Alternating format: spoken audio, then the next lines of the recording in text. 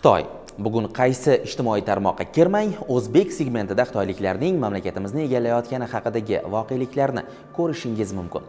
Bu qanchalik bor gap? O'zi xitoyliklar O'zbekistonda nima qilishyapti?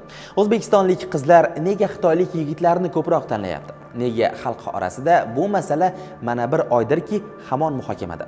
Birgalikda javob topamiz.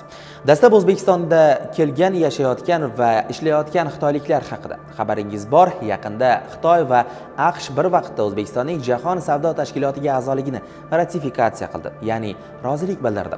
Xalqaro savdo qonunlariga ko'ra bizni tashkilotga a'zo barcha davlatlar ratifikatsiya qilishi kerak. Dunyoning ikki eng yirik iqtisodiy giganti AQSh va Xitoy buni amalga oshirdi. Bu nimani anglatadi?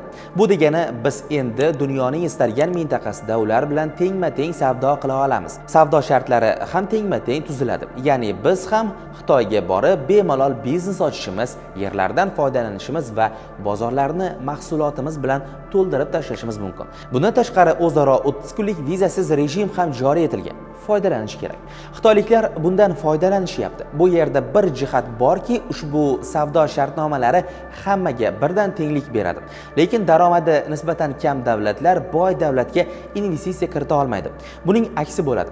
Xitoyliklar bizning hududlarimizda o'z tijoratlarini ochishmoqda. Buning birinchi rasmiy qadamlari Jizzaxdagi BYD zavodining ochilishi bilan boshlangan. Xitoy o'zining BYD avtobrendini dunyoda ilk marotaba o'z hududidan tashqarida O'zbekistonda ochdi. O'zbekiston 37,5 millionlik katta bozor. Shuningdek, yonginamizda savdo aloqalarimiz juda yaxshi bo'lgan 4 ta qardosh respublika bor. Ular Xitoydan bunchalik arzon ola olishmaydi. Bizdan olishadi. Jizzaxdagi zavod butun Markaziy Osiyoni BYD bilan ta'minlaydi. Bu deyarli 80 millionlik bozor degani. Buning yaxshi tomonlari ham bor. U bizga soliq to'laydi. Fuqarolarimiz BYDni nisbatan arzonroq sotib ola boshlaydi. Ammo boshqaruv pulti baribir Xitoyda bo'ladi. Kuni kecha davlatimiz rahbari korrupsiyaga qarshi kurashish bo'yicha yig'ilishda ishtirok etib, mahalliy ishlab chiqaruvchi brendlardan ko'proq foydalanishga urg'u berdi.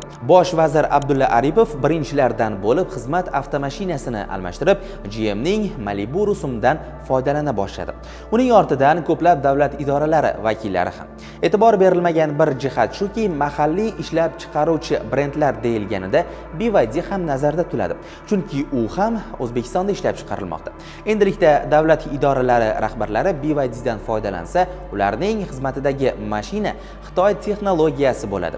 Istaymizmi, yo'qmi, mashina sizning qayerga borishingizni va odatlaringizni, hattoki kun tartibingizni ham o'rganadi. Kompaniya bilan bog'liq muammo yuzaga kelgan taqdirda hattoki mashinangizni dunyoning istalgan burchagida bo'lsangiz ham o'chirib qo'yishi hech gap emas. Gap Xitoy haqida ketmoqda. Xitoyliklar O'zbekistonga erkin kirib chiqib, uning bozorini o'rganmoqda. Ammo biz hech birimiz yerimizni Xitoyga sotmayapmiz. Qonunchilikka ko'ra biz o'zimizning nomimizdagi yer ham aslida davlatniki, ya'ni barchasi o'zbek xalqiga tegishli. Ular ijara asosidagina foydalanishlari mumkin. Lekin shuni o'zi bilan yakunlansa ham mayli edi.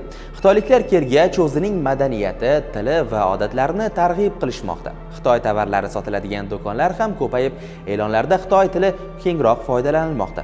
Bu yerda ham lekini bor. AQShda uzoq yillardan beri China Townlar, ya'ni Xitoycha shaharlar mavjud. Chunki aholi shuni istaydi.